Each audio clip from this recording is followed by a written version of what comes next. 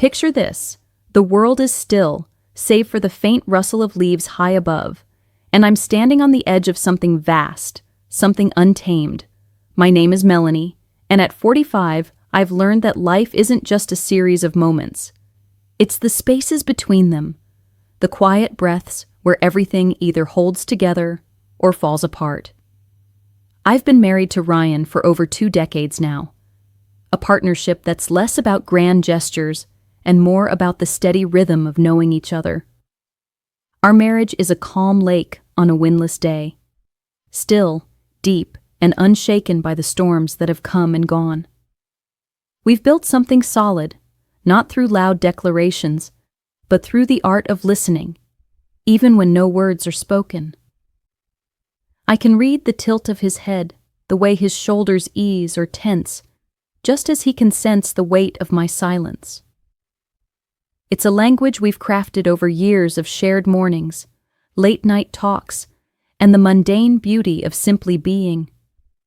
This weekend, we decided to step away from the hum of our everyday lives and escape to a mountain lake, a hidden gem nestled far from the clamor of the city. It's just the kind of place where time seems to slow, where the air tastes cleaner, and the world feels softer at the edges.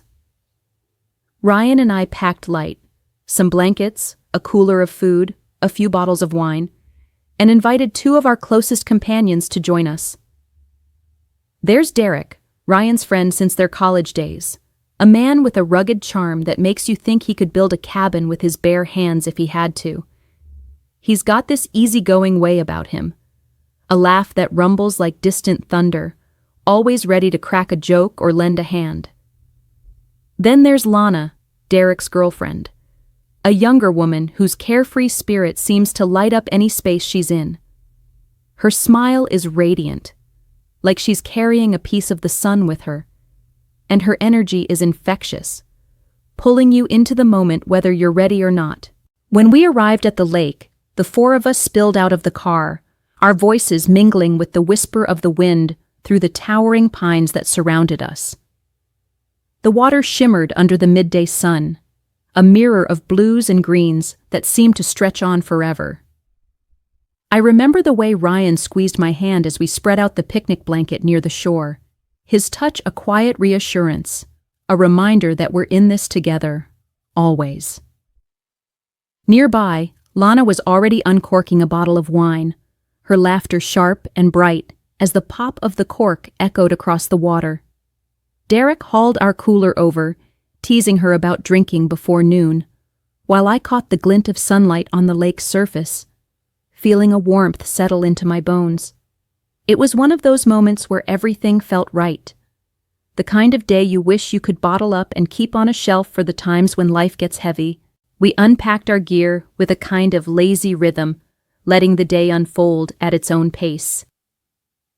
The sun was high now, casting golden streaks across the lake that danced like liquid fire. I kicked off my sandals and let my bare feet sink into the warm grass, the blades tickling my soles as I made my way toward the water's edge. The coolness of the lake lapped against my skin as I waded in, the contrast sending a shiver up my spine before my body adjusted to the refreshing chill.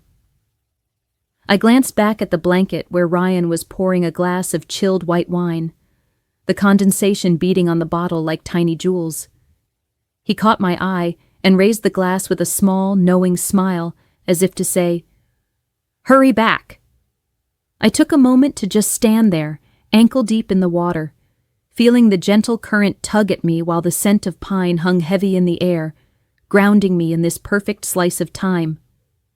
Lana joined me in the shallows, her laughter bubbling up as she splashed water my way, the droplets catching the sunlight like little prisms before they hit my skin. "Come on, Mel, don't just stand there," she teased, her voice bright and playful. I couldn't help but grin, retaliating with a splash of my own, the 2 of us dissolving into giggles like kids on a summer day. Over by the shore, Derek had set up a fishing rod, though it was clear from the way he fumbled with the line that he had no idea what he was doing. Ryan, lounging on the blanket with his glass of wine, called out, "Hey, Derek, You planning to catch dinner, or just scare the fish away with that technique?" Derek shot him a mock glare, his deep chuckle rolling through the clearing. "Laugh it up, man. When I pull in a monster, you'll be begging for a bite." The banter between them was so familiar, so easy, it wrapped around us like a warm breeze, tying us all together in this shared moment of joy. I made my way back to the blanket, the grass sticking to my wet feet, as I settled down beside Ryan. He handed me a glass of wine, the crisp, cool taste of it washing over my tongue, sharp and sweet against the warmth of the day. I leaned into him, feeling the steady rise and fall of his chest, and he brushed a damp strand of hair from my face with a tenderness that still, after all these years, made my heart skip. It was a small gesture, barely noticeable to anyone else, but to me, it was everything. A quiet reminder of the life we've built, the unspoken promises we've kept. I felt so safe there, nestled against him, the world beyond the lake fading into a distant hum. The laughter of Lana and Derek mingled with the soft lapping of the water, and for a while, it was as if nothing could touch us, as if we'd carved out a little pocket of forever right there in that clearing. The afternoon stretched on, and a quiet settled over us, the kind of stillness that feels almost sacred after hours of laughter and chatter. Ryan had wandered off into the woods a little while ago, muttering something about gathering more firewood for later, his figure disappearing among the trees with that familiar, purposeful stride of his. I stayed behind on the blanket, the fabric warm beneath me from the sun's relentless gaze, sipping the last of my wine. The glass felt cool against my lips, the tartness lingering on my tongue as I let my thoughts drift. Lana was a few feet away, sprawled out on her back, her chest rising and falling with the soft, even rhythm of someone dozing in the afternoon heat. Her face was peaceful, almost childlike, with a faint smile tugging at her lips as if she were dreaming of something sweet.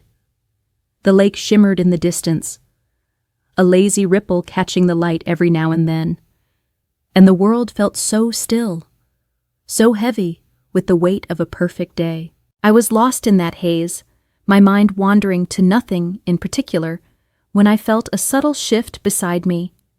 Derek had been sitting a little ways off, nursing his own glass of wine, but now he was closer. Too close, maybe. I didn't notice at first, not until the edge of his arm brushed against mine, a fleeting touch that could have been an accident. But it wasn't. I felt the heat of his skin, a stark contrast to the cool breeze that had started to pick up, and my breath caught for just a second. I told myself to move, to laugh it off or shift away, but my body didn't listen. Instead, I stayed there, frozen, as his fingers grazed my hand, deliberate and slow, sending a jolt through me that I couldn't ignore. My heart started to pound, a frantic rhythm against my ribs, as his touch slid higher, tracing along my thigh with a kind of quiet audacity that made my skin prickle. Every nerve in my body was awake now, hyper-aware of the roughness of his calloused fingertips, the warmth seeping through the thin fabric of my shorts, and the way the air between us seemed to thicken with something unspoken. I should have pulled away. I know that.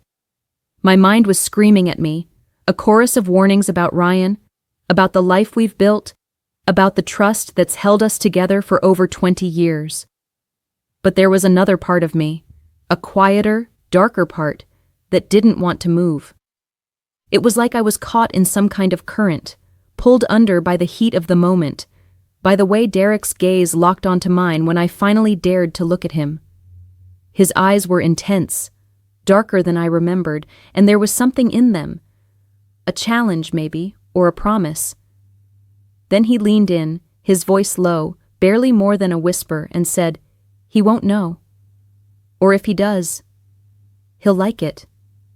Those words hit me like a shockwave, igniting a rush of adrenaline that drowned out every rational thought.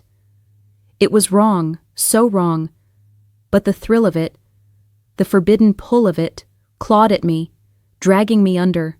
Before I could stop myself, before I could even think, I was leaning into him, letting the moment swallow me whole. Right there on the blanket, by the lake, with Ryan's friend, I betrayed everything I'd ever stood for. The grass beneath us was warm and slightly scratchy, pressing into my back as the world tilted. I could hear the distant chirp of birds, the soft lapping of the water against the shore, sounds that should have grounded me, but instead felt like they were mocking the chaos inside me. Every touch, every breath was amplified, the heat of Derek's hands, the way my pulse raced under my skin, the bitter tang of guilt mixing with a thrill I couldn't deny. It was like I was outside myself, watching this unfold, horrified and mesmerized all at once. How had I let it come to this? How had I fallen so far in the span of a few stolen minutes? And then, just as the weight of what I was doing started to crush me, I heard it. The faint crack of a twig snapping underfoot, sharp and deliberate, slicing through the haze of my reckless abandon. My heart stopped, my breath hitching in my throat as I scrambled to pull myself together, shoving Derek away with a force I didn't know I had. My eyes darted toward the tree line, and there he was. Ryan, emerging from the shadows of the woods, a bundle of firewood tucked under one arm. His face was unreadable at first, a mask of calm that sent a shiver down my spine worse than any glare could have. I felt the heat drain from my body, replaced by an icy dread that clawed at my insides. Had he seen? Did he know? The questions ricocheted through my mind, each one louder than the last, as I sat there frozen on the blanket, my hands trembling in my lap. Ryan's steps were slow, almost too slow, as he made his way back toward us. Each footfall crunched against the dry grass, a sound that seemed to echo in the stillness, amplifying the tension that now hung heavy in the air.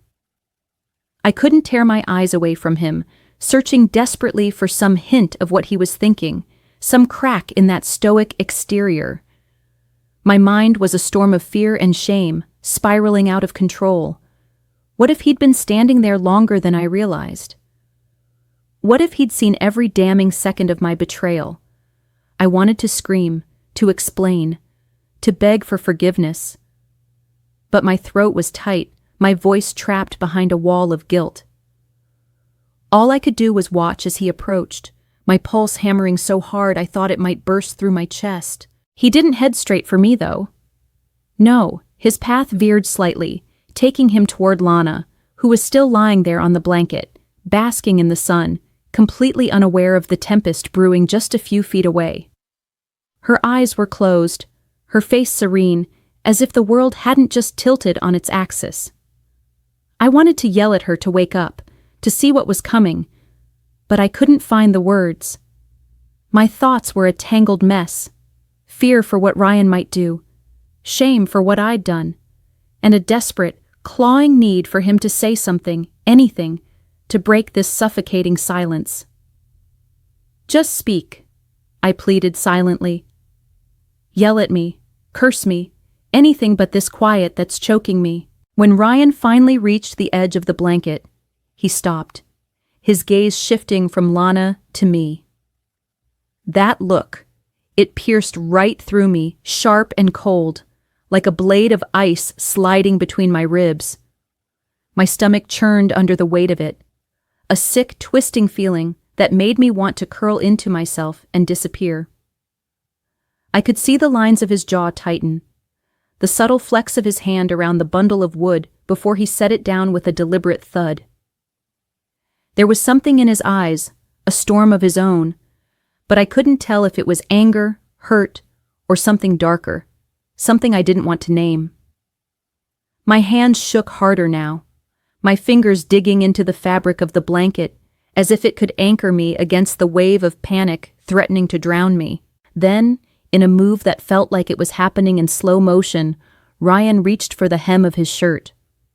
He pulled it over his head with a kind of calculated ease, the fabric sliding off to reveal the familiar lines of his body, the broad shoulders I've leaned on countless times, the faint scars from years of living that I've traced with my fingers in quiet moments. My breath caught, confusion mixing with the dread as I watched him toss the shirt aside. What was he doing? Why now? My mind couldn't keep up, couldn't make sense of it, as he lowered himself down to the blanket beside Lana, his movements smooth, almost predatory. She stirred at the shift in weight, her eyes fluttering open, a sleepy smile curving her lips, until she saw him, so close, and that smile faltered into something uncertain. His voice cut through the air then, loud and clear, each word deliberate, meant to be heard by everyone in this cursed clearing. I'm sitting here, frozen, as Ryan's voice fades into the heavy air, his words still ringing in my ears like a distant echo I can't quite grasp. My heart is a wild thing, pounding so hard it feels like it might crack my ribs, and I can't tear my eyes away from the scene unfolding before me. Ryan and Lana are there on the blanket, just a few feet away, their bodies moving with a kind of unapologetic intensity that steals the breath from my lungs. It's raw, primal, every gesture stripped of hesitation or shame. I see the way Ryan's hands grip her, firm and deliberate, the muscles in his back flexing under a sheen of sweat that catches the harsh glare of the afternoon sun. Beads of perspiration roll down his spine, glistening like tiny diamonds against his tanned skin, and I can't look away, even though every fiber of my being screams at me to turn my head, to run, to do something other than sit here and watch my world unravel. Lana's hair spills over the edge of the blanket, a cascade of dark waves that tangle in the grass, catching bits of sunlight as her head tilts back, her lips parted in a soundless gasp. I hear their breaths, ragged and uneven, mingling with the faint rustle of the grass beneath them. A soundtrack to this surreal moment that I can't escape. The air is thick with the scent of earth and heat, the oppressive weight of the sun bearing down on us all, making my skin prickle with a mix of sweat and something I can't name. It's like the world has narrowed to this single point, this patch of ground by the lake, where everything I thought I knew is being rewritten in sharp, vivid strokes. My hands are clenched into fists in my lap, nails digging into my palms so hard I'm sure they'll leave marks, but the pain is the only thing grounding me right now, the only thing keeping me from shattering completely. Beside me, Derek is a statue, his presence a silent weight that presses against my already fraying nerves. I can feel the heat radiating off him, a reminder of my own guilt, of the line I crossed just moments before Ryan emerged from the woods. I don't dare look at him. Don't dare see whatever expression might be on his face. Disgust, indifference, or worse, satisfaction. My mind is a storm, a chaotic swirl of emotions that I can't untangle. There's the sharp, searing sting of betrayal, a mirror held up to my own actions, reflecting back every wrong choice I made in those stolen minutes with Derek. How can I feel this pain, this raw ache in my chest, when I'm just as guilty? How can I sit here, watching my husband with another woman, and feel the knife twist deeper with every second, knowing I've already plunged one into him? But there's something else, too. Something darker that creeps into the edges of my thoughts, unbidden and unwelcome. It's not just pain or anger or shame. It's a flicker of something I don't want to acknowledge. Something that makes my breath catch in a way that isn't entirely from heartbreak. Is it fascination? Arousal? Or some twisted form of acceptance, as if some part of me has always known our calm lake of a marriage hid currents too deep to navigate? I hate myself for even thinking it, for letting that flicker grow into a flame that warms the cold dread in my veins. I'm detached, almost as if I'm floating above myself, watching a stranger sit here on this blanket, transfixed by a scene that should destroy her. Who am I in this moment? I don't know anymore. The Melanie who laughed by the lake earlier today, who felt the warmth of Ryan's touch like a promise, feels like a ghost, a memory I can't reach. The sun is relentless, burning down on us like a spotlight, exposing every detail in cruel clarity. I see the way Lana's fingers dig into Ryan's shoulders, leaving faint red marks on his skin, marks that I've left in quieter, more tender moments over the years. I see the tension in his frame, the way his movements are both controlled and desperate. And now, as the sun begins its slow descent, casting long shadows across the clearing, I'm still here, rooted to this blanket, the chaos of what just happened settling into my bones like a heavy fog. The air feels different now, cooler, as if the world itself is exhaling after holding its breath through the storm we've unleashed. Ryan and Lana have pulled apart, their movements awkward and hurried, a stark contrast to the raw intensity of moments before. They don't look at each other, or at me, or at Derek. There's a silence that's thicker than any words could be, a silence that wraps around us like a shroud, suffocating and inescapable. My hands are still trembling, the ache in my chest a dull throb that pulses with every heartbeat, a reminder of the lines we've all crossed today. I finally turn my head, just enough to catch Ryan's gaze. He's sitting a few feet away now, his shirt back on, his posture rigid, as if he's holding himself together by sheer will. Our eyes lock, and it's a long, unbroken stare, one that feels like it stretches into eternity. There's no anger in his expression, not the fiery rage I expected, not the cold dismissal I feared.